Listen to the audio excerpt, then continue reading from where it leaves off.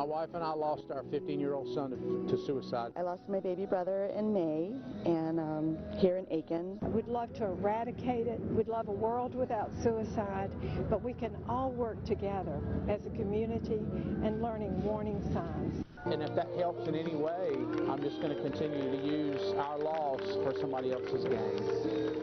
The CDC reports on average one person commits suicide every 16 minutes. Suicide is the second leading cause of death in people from age 10 to 34. Risk factors for suicide vary by age, gender, and ethnic group. Two people who know a lot about those statistics are with us right now. Lisa Tyndall, the Executive Director of Mental Health America Aiken, and Juliana Boatwright-Taylor, who lost her father to suicide. Ladies, thank y'all both for being here today. It's such a painful topic to talk about, but it's so important. And Juliana, I think that you are just so brave to be able to share sort of the way Alan did in setting up the first Out of the Darkness walk. How you take that pain and try to, I don't know, maybe make meaning or purpose. It, for me, has been really helpful. I lost my dad a long time ago. It was 20 years ago, actually. And so the immediacy of the pain is not there anymore, but I still have the questions. I still I understand among so many people the sense of shame that is often associated with suicide, and having that firsthand knowledge makes me want to help other people get beyond it, because it is something that, unlike most deaths, for the people who are left behind, there's a lot of doubt, a lot of questioning. What could I have done? What should I have done?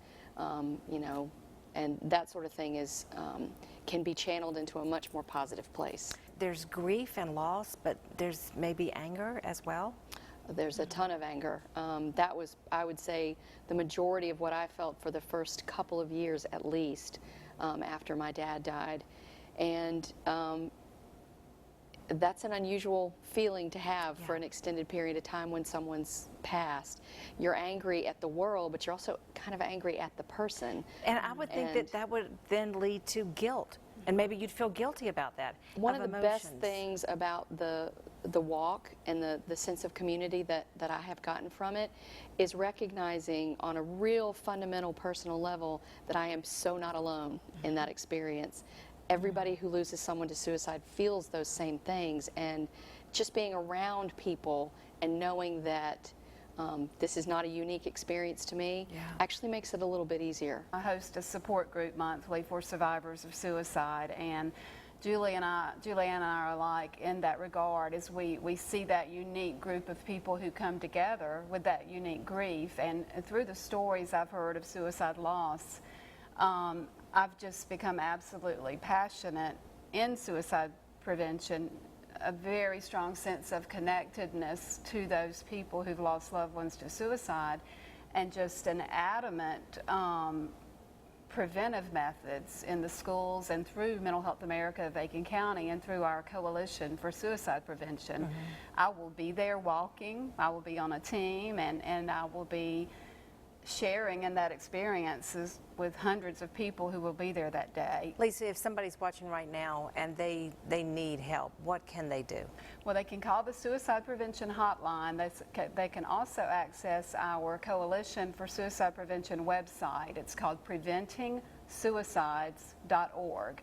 And it's a very user-friendly website that you can go and see the signs. The best thing to do is to understand the signs of suicide, and then if you're trying to support someone, start a conversation, talk about it. It's very important to stay with someone in the long haul of getting past that bump in the road, that hopelessness, that feeling. The other Lisa who was just with us said she likes to really make people understand you're not going to feel this way forever. Yeah, we love that. Yeah. We loved it when she said that. That was a wonderful phrase, because that is one common, consistent thing about people who decide to take their lives by suicide, is they're hopeless, and they're in so much pain from that sense of hopelessness that they just want that pain to end.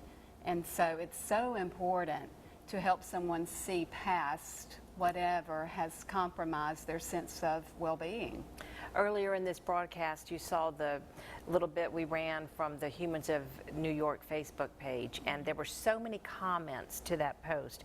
And one of them was from an emergency worker, and he was talking about trying to support this young veteran and saying, you know, there are those calls that stay with us forever.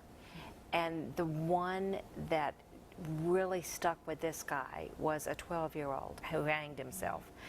But the EMT was saying, I kept thinking, what can be so bad for a 12-year-old? How can life be so bad for a 12-year-old?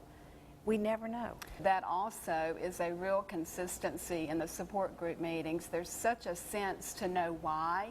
There's such a real strong desire to really understand why. And that just sort of really makes the struggle so much more difficult. Yeah. That why that they may never get an answer to.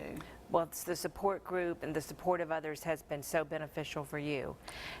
Amazingly beneficial for me, and I feel like I'm in a unique position now because I teach. I'm a teacher, a high school teacher, and so I have that ability to connect with young people. Right. And just in telling them that, you know, I'm a part of this organization, there's hope. Yeah. Like there's something that you can do, and you probably can't do it by yourself. And that's the big thing, is that they need to know that they not only can, but really have to reach out to somebody and get help, because they can't do it by themselves. We have these resources for you, and all you have to do is go to the Facebook page and click on the Jennie link, or the website and the Jennie link, and we'll have all of your information and the information about the Out of the Darkness walk. Thank you both for your time today and for sharing this important information with us. We'll be right back. Thanks. Coming up, Think Pink.